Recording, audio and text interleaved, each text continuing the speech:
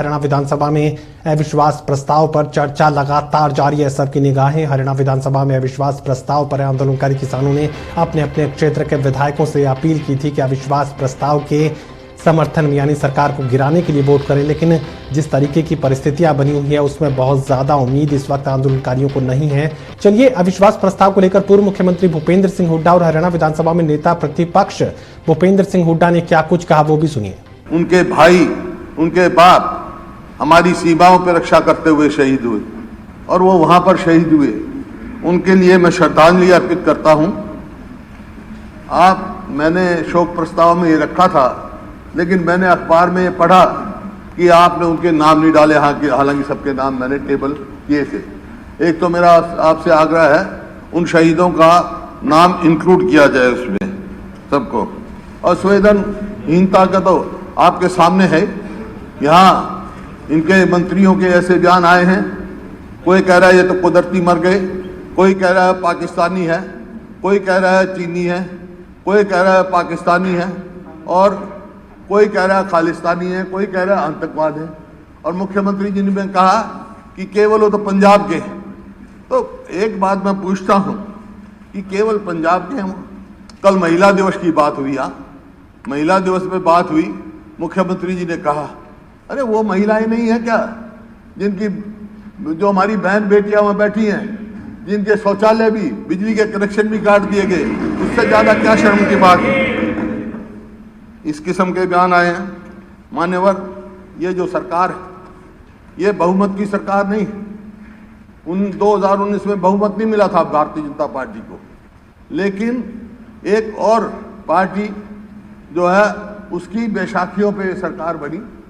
कौन सी पार्टी बनी? जो क्या कह के आए, क्या वायदे किए, क्या मैनिफेस्टो उन्होंने किए, ये आपके सामने है, मैं उसकी चर्चा करूंगा। वो पार्टी जो इनको जमुना पार करने की बात कह रही थी, आज यार बन रही है। 175 पार करने की बात कह रही थी, एक जमुना पार करने की बात कह रही थी, आज दोनों कुर्सी के लालच में सहयोगी बने हैं आपके सामने। मैं उप मुख्यमंत्री जी कल बोल रहे थे, दुष्यंत जी, तो उन्होंने एक बात कही, मैं बड़ा हैरान हुआ इनकी बात से। इन्होंने कहा कि चौधरी देवीलाल कहते थे किसानों को समझाया नहीं जा सकता, बकाया जा सकता है। वो मेरे बुजुर्ग थे, बेशक हम राजनीतिक विरोधी रहे हैं, कभी हमने ऐसी बात नहीं कही। क्या आप उन्हीं के उस पर चल रहे हैं? जितना बहकाने का काम किया है, जो आपके मैनिफेस्टो में आया है, सब बहकाने उन्हीं की पत्तियों पे चल रहे हैं क्या? मैं आपके इनसे पूछना चाहता हूँ, उन्हीं का पालन कर रहे हैं? ये सरकार लोगों का विश्वास खो चुकी, पूर्ण रूप से खो चुकी है। जब ये गांव में हलकों में नहीं जा सकते और हेलीकॉप्टर लेके कोई कैमरा में जाता है, वहाँ हेलीकॉप्टर लैंड नहीं किया जाता, कोई हेलीकॉप्टर लेके चौटाला में जाता है ना उचाना में जाता है, वहाँ हेलीकॉप्टर नहीं लिया जाता, तो आज का हरियाणा की सरकार की क्या स्थिति है? इतिहास आपने पढ़ा होगा अध्यक्ष महोदय। इसकी तुलना मुगल का जो आखिरी शासक था शाह आलम की सरकारों से किया जा रहा है। सल्तने शाह आलम अज दिल्ली ता पालम, मतलब दिल्ली से पालम तक ही जा सकते थे वो, वैसे शाह आलम थे। तो आज सरकार की स्थिति है, सरकार ए मनोहर का सिलसिला आज चंडीगढ़ तक पंचकुला, मतलब 26 तारीख को झंडा फहराने पानीपत नहीं जा सके, वो पंचकुला जाके फहराया। ये स्थिति आज सरकार की है। अरे रोम जल रहा है और नीरूबासी बंसुरी बजा रहा है, ये स्थिति आपके सामने है। देखिए, प्रजातंत्र में वाद विवाद, संवाद, समाधान, ये तरीके होते हैं। अध्यक्ष महोदय, हम एक प्राइवेट मेंबर बिल लेके आए, आपने उसको रिजेक्ट किया। मैं पूरा सम्मान करता हूं आपका। आपने उसको रिजेक्ट किया किस बात के लिए? कि ये कृषि कानून का जिक्र किया है, ये केंद्र का विषय है और इनका स्टे हुआ है, आपके एम्स ऑब्जेक्ट में लिखा हुआ है, ये लिखा है। लेकिन जो बिल का बॉडी जो है उसमें वो they were not part of bill body. Bill body में क्या था? बॉडी में एक ही था जो एमएसपी, ये भी कह रहे हैं, हम भी कह रहे हैं, यही था कि एमएसपी से कोई भी कॉन्ट्रैक्ट फार्मिंग करे तो या कोई खरीदे, एपीएमसी में अमेंडमेंट लाना था, उसको सजा का प्रावधान हो। यही तो थी एमएसपी की। आपके बहुत सारे साथियों ने कल ये कहा, इनके जेजेपी के विधायक ने कहा कि एमएसपी होना चाहिए। प्राइवेट मेंबर हम लेके आए थे आपके सामने। देखिए अध्यक्ष महोदय, मैं जो है आज कृषि कानूनों की बात नहीं करूंगा, क्योंकि उनकी बात करते ही तो ये कहेंगे तो सेंट्रल एक्ट है। ठीक बात है, सेंट्रल एक्ट की मैं बात नहीं करूंगा। हालांकि एग्रीकल्चर स्टेट लिस्ट में था, अब बदल गया एग्रीकल्चर की डेफिनेशन, उस बात के चर्चा में मिल जाता है। लेकिन तकलीफ मेरे को किस बात की है, आज हरियाणा का किसान क्यों बैठा है, आज क्यों सबसे ज्यादा तकलीफ में, क्यों मेरी बहन बेटियां वहां बैठी हैं। ये किसान अकेले हरियाणा से नहीं है, पूरे देश के किसान उत्तराखंड, मध्य प्रदेश, उत्तर प्रदेश, राजस्थान, पंजाब से आके दिल्ली बॉर्डर पे बैठे हैं, लेकिन किसी ने रास्ते में रोकने का काम नहीं किया। इस सरकार ने, हरियाणा सरकार ने सर्दियों में वाटर कैनन, पीपली में लाठीचार्ज, आंसू गैस, जो सड़क बनाने का काम करते हैं, सड़क खोदी गई। ये केवल हरियाणा सरकार के सिवाय किसी ने नहीं किया।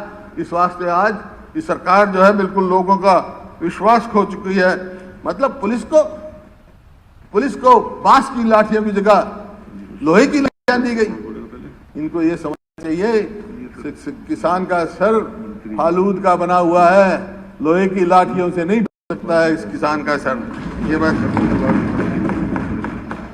आज सवाल ये है, किसान क्यों बैठा है? क्योंकि इन्हीं के वायदे की बात पे, इनके मैनिफेस्टो आप उठा के देखें, एमएसपी का वायदा, जेजेपी के मैनिफेस्टो में यह है, न्यूनतम समर्थन मूल्य की पर फसल खरीदने का मूल्य कानून बनाया जाएगा और फसल की खरीद पर 10% या 100 रुपए प्रति क्विंटल बोनस दिया जाएगा। ना कानून बना, ना 10% मिला, ना 100 रुपए बोनस मिला। बीजेपी का है, 2014 में कहा किसानों की फसलों का दाम 50% मुनाफे के साथ दिए जाएंगे। फिर कहा 2019 में हर फसल की खरीद न्यूनतम समर्थन पर खरीद सुनिश्चित की जाएगी। अब कह रहे हैं ये करते हैं, और ये कहा दुगनी आमदनी होगी। दुगनी आमदनी कैसे होगी, ये मैं समझना चाहता हूँ। बहुत सारे कल हमारे मंत्री जी भी कह रहे थे कि आज ये मेरे पास आपका रिकॉर्ड है, आपका दिया पैडी की बात 2014-15 की लेता हूं। कॉस्ट ऑफ प्रोडक्शन कितनी निकाली गई, 1886 रुपये, और आपका स्टेट ने कितना रिकमेंड किया, 2000 रुपये प्रति क्विंटल, और सीसीपीए कितने मिला, उन्होंने कितना रिकमेंड किया, 1360। एमएसपी कितना मिला, 1360। लागत बढ़ रही है। इसी प्रकार से 2015-16 में लागत 1886 से बढ़कर 1994 हो गई, और आपने 2193 रिकमेंड किया एमएसपी, लेकिन मिला आपको 1410। मतलब किसान अपनी लागत पूरी नहीं कर पा रहा है। इसी प्रकार से 17-18 में 2657 रुपये कॉस्ट ऑफ प्रोडक्शन हुई, और आपने रिकमेंड किया स्टेट ने 2860, और कितना मिला, 1550।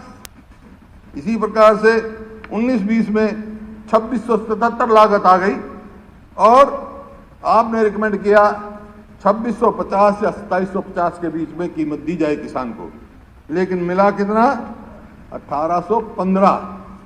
इसी प्रकार से 2020-21 में लागत आ गई 2482। आपकी निकाली हुई है, हमारी नहीं निकाली हुई है लागत। और आपने रिकमेंड कितना किया, 2730 प्रति क्विंटल, और मिला कितना, 1868। इसी प्रकार से और सभी फसलों का है, लेकिन मैं मुख्य तौर पे 2 ही फसलों की बात करता हूँ।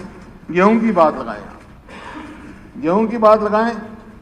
15-16 में, 14-15 में लागत आई 1983 के अंदर 43, और रिकमेंड किया आपने 2000, मिला कितना, 1450।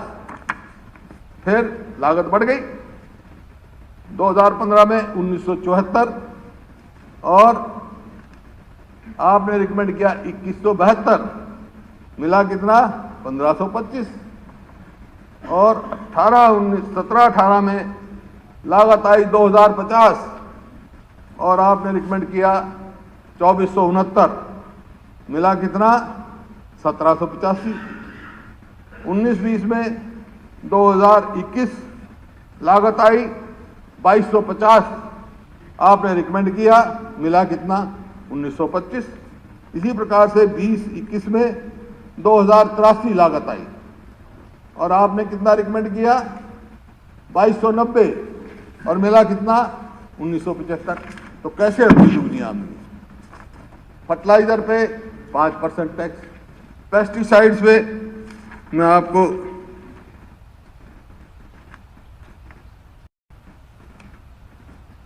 28% तक का टैक्स बढ़ा है, दुगनी कीमत हो गई, लागत बढ़ गई, डीजल कहां से कहां पहुंच गया, लेकिन आमदनी नहीं बढ़ी किसान की। कैसे करेंगे आप दुनिया? यह आपका वायदा था और इनका न्यूनतम मूल्य पर फसल खरीद का कहां गया का वायदा। इसी प्रकार से अध्यक्ष महोदय, मैं ज्यादा समय नहीं लूंगा क्योंकि कल बहुत सारी बातें राज्यपाल अभिभाषण में यहां उठी। वो अभिभाषण तो क्या सबको मालूम है कि राज्यपाल क्या कहते हैं। राज्यपाल वही कहते हैं जो सरकार कहती है, हम भी सरकार में रहे हैं। राज्यपाल का क्या है, राज्यपाल के अभिभाषण में अपनी उपलब्धियां और दिशा निर्देश दिखाया जाता है। पिछले साल का राज्यपाल का अभिभाषण पढ़ो और इस साल का पढ़ लो, कोई उपलब्धि नहीं, सिर्फ जो है आपके तो इसमें निराशाजनक प्रशंसा पत्र कह सकता हूं और कुछ नहीं उसमें। तो आपके सामने कहा। फिर कल बेरोजगारी का बड़ा जोर शोर से बेरोजगारी का मुद्दा उठा और उसमें कहा गया कि CMEI तो किसी प्राइवेट उस संस्था की है जिसने कहा कि आज हरियाणा बेरोजगारी में सबसे ऊपर है। ये मैं अकेला नहीं कह रहा, ये तो 5 सितंबर की है, दुष्यंत जी की 5 सितंबर 19 का दुष्यंत जी का है। शर्मनाक आंकड़े, बेरोजगारी के मामले हरियाणा देश में सबसे आगे नंबर 1 पर पहुंचा। मुख्यमंत्री खट्टर एक और तो हरियाणा की नौकरियां हरियाणा से बाहर वालों को दे रहे हैं और दूसरी ओर हरियाणा में बेरोजगारी का आंकड़ा देश में सबसे ऊंची दर 28.7। और आपने कहा NSS का कि 7% का, वो भी मेरे पास आंकड़े 2011-12 में कितना था 2.8 और आपके समय में 17-18 में कितना है 8.6। बेरोजगारी किस तेजी से बढ़ रही? नहीं मैं तो आपकी कही हूं। आपने कहा भाई ना NSS की मानो ना CMI की मानो, इसकी तो मानोगे आप नहीं। आप ये तो मानोगे आप कि पानीपत की चपरासी की भर्ती में आप मत मानो CMI की, NSS की भी मत मानो कि सिर्फ 13 पदों की आपने भर्ती अनाउंस करी थी। कितने आए? 14,871 एप्लीकेशन आई बेरोजगारी का देखा। और उसमें कौन कौन थे?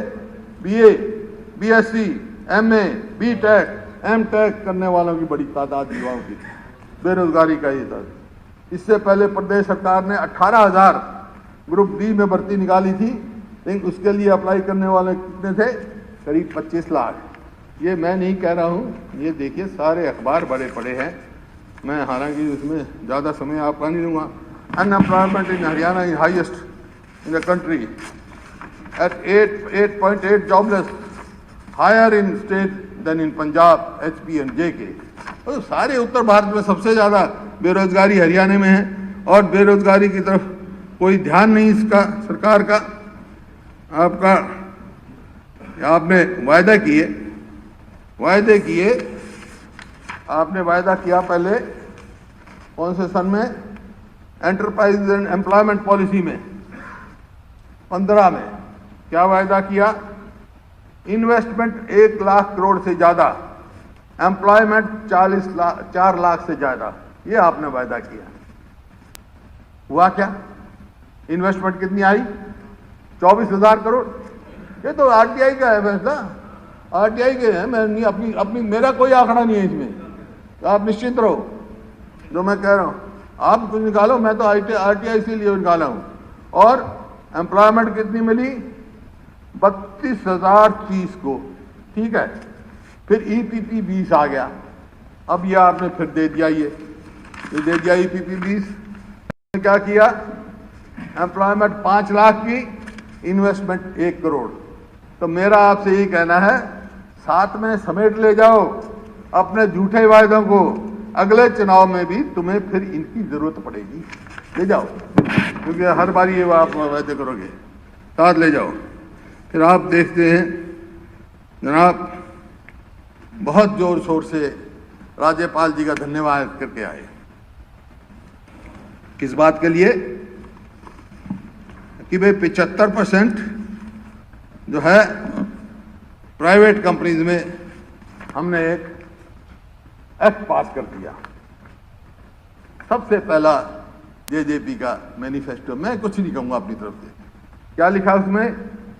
रोजगार मेरा अधिकार कानून लागू किया जाएगा, जिसमें 75% नौकरी हरियाणा के युवाओं को आरक्षित होगी। कहीं प्राइवेट कंपनी का जिक्र नहीं है।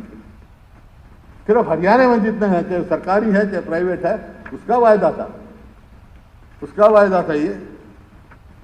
ये मैं सैद्धांतिक तौर पे इसका विरोध नहीं करता हूं।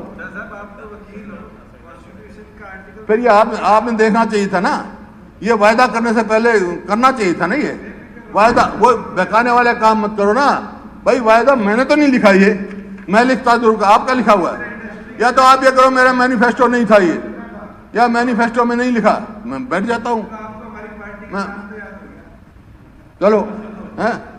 लेकिन मैं सैद्धांतिक तौर पे इसका विरोध नहीं करता हूं। 75% कंपनियों में कहा आपने, लेकिन होगा क्या?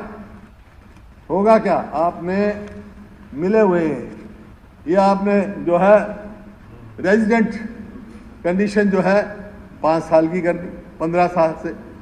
और फिर आप कह रहे हो ये लागू नहीं होगा एससी बीसी पर। अरे ये कैसा हो सकता है? मेरे को एक स्टेट बता दो जहां दो किस्म के रेजिडेंट हो, 2 किस्म के डोमिसाइल हो। इसमें लिखा हुआ है डोमिसाइल, जो आपने जो एक्ट बनाया है इसमें कि 2 डोमिसाइल पे होगा। और ये लिख क्या रहे हैं सारे अखबार? अध्यक्ष महोदय, मुख्यमंत्री जी को बताना चाहता हूं, मैं ज्यादा आपका समय नहीं लेना चाहता कि बहुत कह चुके। सारे अखबारों की कटियां आप देखें। विल सीक, अब ये कह रहे हैं कि हम will seek industry body suggestion for 75%। जब आपने एक्ट बना दिया फिर किस चीज की आप सजेशन दे रहे हैं मेरे को बताओ। फिर Haryana 75% quota will spell disaster industry, FICC कह रही है। फिर अलार्मिंग डिक्टेट